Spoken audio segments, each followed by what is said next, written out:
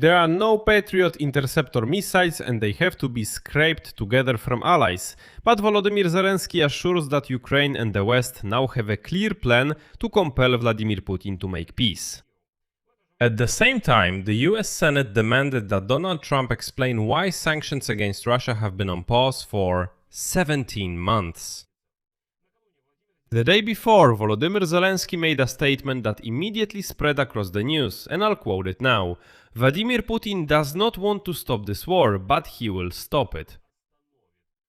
We have a plan with our partners. It sounds intriguing, but he did not reveal the details, although there are still some specifics. But just the day before, he described something much more practical and alarming. Ukraine has only one of the required number of missiles left for the Patriot air defense systems. And that's why he's asking Trump to sell at least a few of these missiles, but Trump is refusing and doesn't want to sell. However, Poland has stated that it is ready to transfer Patriot missiles to Ukraine, but of course with conditions. And today something else has come to light. Two American senators are demanding that their own president's administration explain why sanctions against Russia have been frozen for 17 months. Yes, that's right. If you didn't know, for almost the entire second term of Donald Trump, US sanctions have been on pause. So let's figure out what kind of plan Zelensky and his partners have, whether it actually exists, and what it involves. Will we get Patriot missiles to protect against Russian ballistic threats? And what's happening with American sanctions against Russia? My name is Alexei Peci. Let's dive into this topic together. But before we start, I ask you to subscribe to this YouTube channel. We're moving towards the milestone of 300,000 subscribers. So I'd be grateful for every subscription. Right now, please check if you are subscribed to this YouTube channel below this video.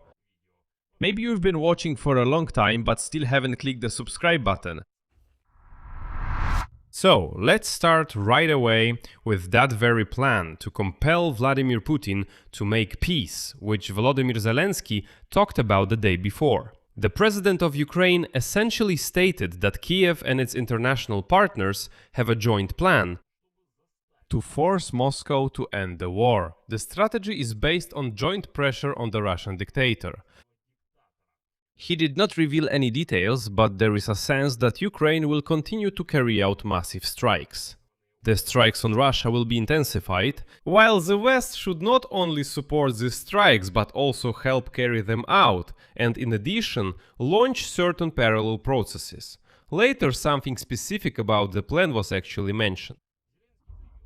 Zelensky said, quote, "We need to bring the war back to Russian territory. After that, Russian society will feel the consequences of this war and will put pressure on their government." President Zelensky also confirmed and emphasized the need to hold the front line and continue strikes deep into Russian territory, while partners strengthen Ukrainian air defense. He also reiterated warnings about a new wave of mobilization in Russia.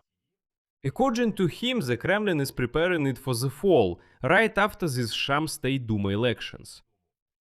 And he cited a figure as evidence that Ukraine's strategy is already working.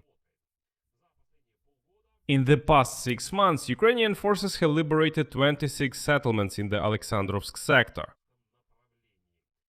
And today, by the way, Deep State updated the maps, and you can really see that recently Ukraine has advanced along the front line, and all these statements by Putin that the Russians are advancing in all directions and capturing new cities every day, it's all complete nonsense. So well, I'm not even talking about the strikes on Russia itself, that's a whole different story. Another detail that Zelensky mentioned is the data from internal Russian sociological surveys from August 10th, which show a growing share of Russians who support ending the hostilities, Well, according to him, on August 4th, Kyiv was in daily communication with representatives of Donald Trump, specifically about mechanisms for putting pressure on Russia. And against this backdrop, the Kremlin announced that it is once again expecting Steve Witkoff and Jared Kushner as guests. Since Vladimir Putin is allegedly ready once again to talk and hold some negotiations. And today, a very interesting statement appeared in my opinion. In particular, the deputy head of the Ministry of Foreign Affairs of the Russian Federation, Sergei Ryabkov, stated that the United States has not communicated with Russia through diplomatic channels. Предложение Зеленского по вопросу мирного урегулирования, And that Russia will be able to promptly receive the US President's special envoy, Steve Witkoff, and Jared Kushner once their plans become known. Here is his quote. I believe that this issue remains under consideration. From time to time, there are trial balloons about it. We will certainly be able to promptly arrange their reception once it becomes clearer what the real plans are. Well, basically that's all there is here. There's nothing left to be surprised about. It's just that wild creature, Serezhka Ryabkov, who says, "We haven't received any proposals for a peaceful settlement through diplomatic channels." Well, you must be complete idiots. In my opinion, these proposals were made and passed on a long time ago. Zelensky spoke about them publicly. Zelensky, for example, before this whole operation with massive strikes on Russia, he wrote an open letter to Vladimir Putin. An open one. Every Russian citizen could read it. But Ryabkov says, nothing was passed on to us. We have no idea what this is about. So basically, they're used to acting like idiots. Actually, no, not acting. They really are idiots. But let's get back to the point.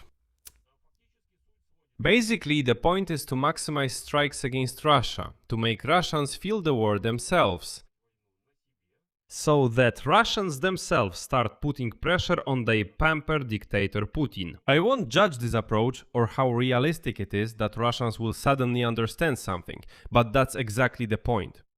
But also to the tactic of doing everything possible to destroy Russia's ability to earn money from oil exports and any exports in general, because strikes on ports in Novorossiysk, for example, showed that we are also hitting grain terminals so that Russia doesn't earn money even from grain exports. But before that, Zelensky said something that sharply contrasts with this optimism about the plan. According to him, Ukraine currently has only about 1/10 of the required number of Patriot interceptor missiles. In 2026, Ukraine will receive about 2.5 times fewer missiles overall than in 2025. At the same time, Russia is now launching twice as many ballistic missiles per month as it did a year ago. And even according to United Nations data, July became the deadliest month for Ukrainian civilians since April 2022.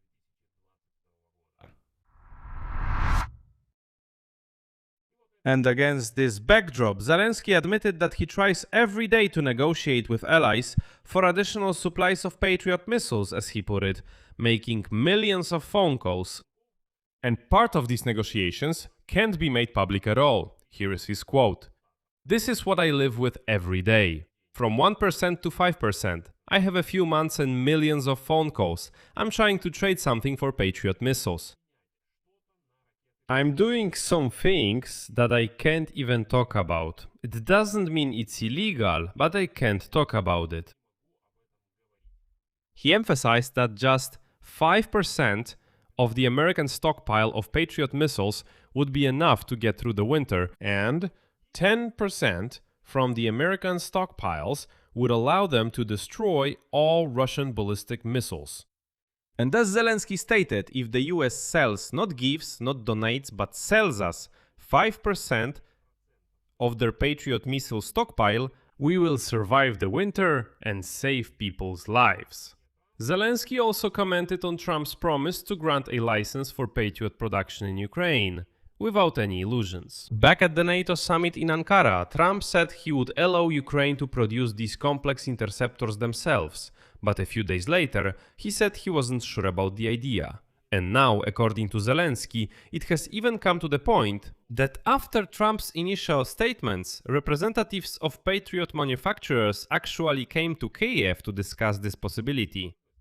They even identified places and locations where and how to do all this. But in the end, there are no results because Trump changed his mind. Back at the end of July, during a meeting at the White House, Zelensky asked Trump for at least 100 Patriot missiles directly. Trump refused, explaining that the ammunition was needed to protect America. Баз на Ближнем Востоке. In the end, he later told journalists directly, quote, "We need these missiles ourselves." And here's a separate detail. At the meeting in the White House, Zelensky asked Trump for 100 missiles for Ukraine. And here's a separate detail that explains why the manufacturers of Patriot systems are dealing directly. Trump refused, explaining that the ammunition is needed for the defense of America. Raytheon and Lockheed Martin are against transferring the license as of the end of July because they are concerned that the Ukrainians will find a way to improve these missiles and start producing them on an industrial scale. Trump for missiles and then Patriot directly. Trump refused. And, most importantly, Ukrainian production would be cheaper than existing American production lines. And then they will also have to reduce their production costs. In a CNN interview in July, Zelensky asked Trump for missiles directly. Trump that Vladimir Putin might try to escalate the war against NATO by attacking a small Baltic allied country. Here is his quote. Vladimir Putin doesn't know how to end this war without a major occupation or a major victory. Back in July at the White House, Zelensky asked Trump directly for Patriot missiles. Trump refused, explaining that he would win and that the ammunition is needed to defend America.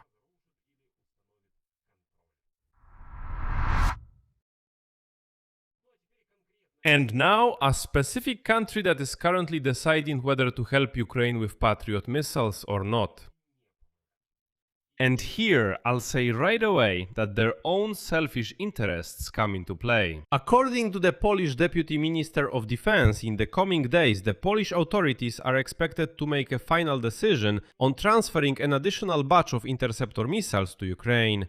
At the same time, Warsaw will take its own security needs into account, and the final decision will be made at the highest level.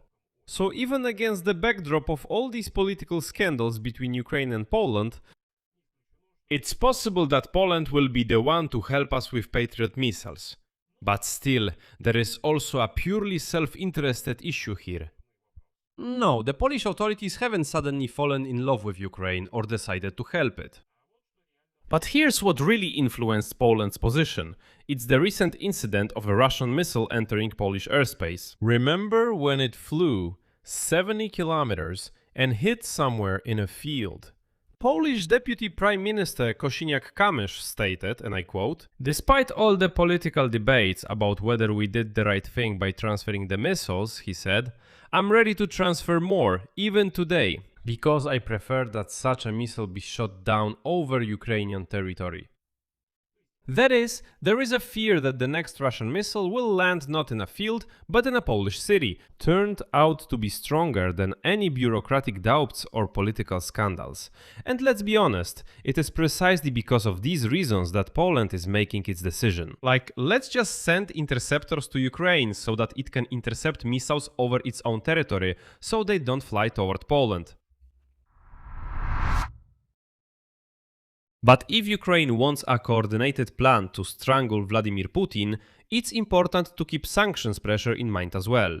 And there are some problems with that.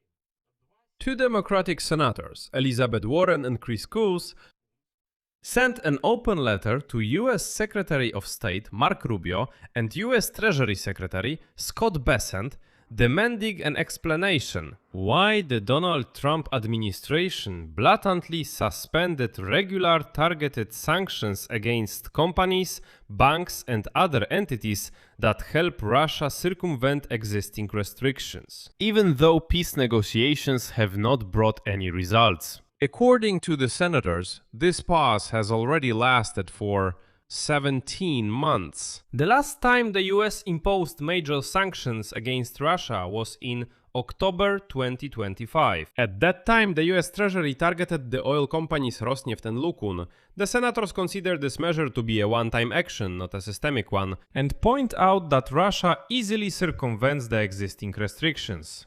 The senators also pointed to another inconvenient fact for the White House. Washington continued to impose sanctions against Iran and Cuba even during negotiations with those governments. So the excuse that we are not imposing sanctions to avoid escalation because we are negotiating with Moscow is nonsense.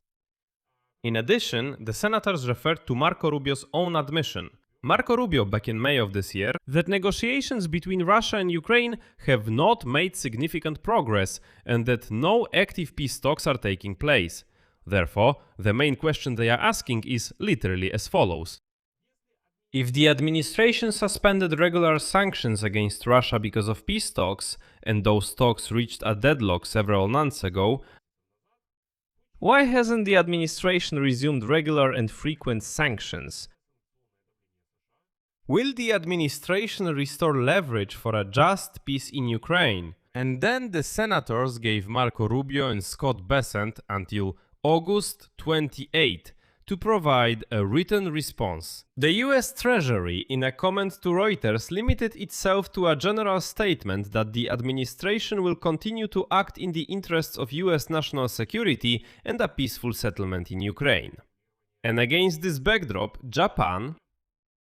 Let me remind you, in the same month, the US Senate passed a new law on severe sanctions against Russia, but its fate is still unclear, because Democrats and some Republicans are concerned that the law could give Trump new authority to impose tariffs on goods from US allies, including even Japan and some European countries.